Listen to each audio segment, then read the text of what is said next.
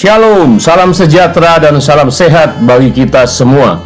Kita berjumpa kembali dalam Setetes Embun Pagi, episode 113.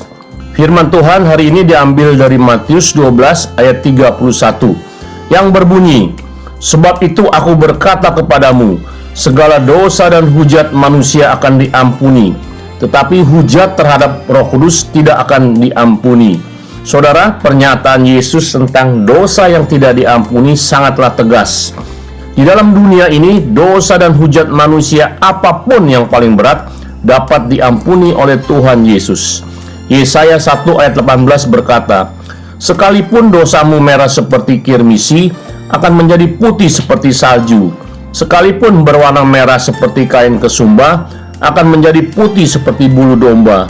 Ini berlaku hanya untuk manusia, bukan untuk roh jahat dan lain-lain.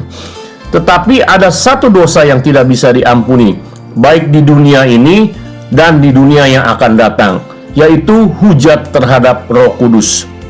Apa arti dosa tersebut?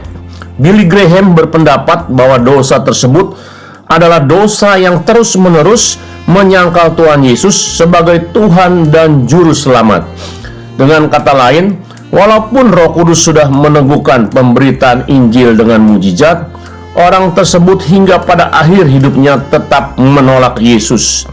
Dosa ini dimulai dari hati dan terbukti keluar lewat perkataan yang menolak Yesus sebagai Tuhan dan Juru Selamat. Di dalam perikop Matius 12 ayat 22-37, hal ini dilakukan oleh orang Farisi yang sudah melihat mujizat yang dilakukan Yesus, dan mereka sudah tahu siapa Yesus lewat nubuatan perjanjian lama, tetapi mereka tetap menolaknya.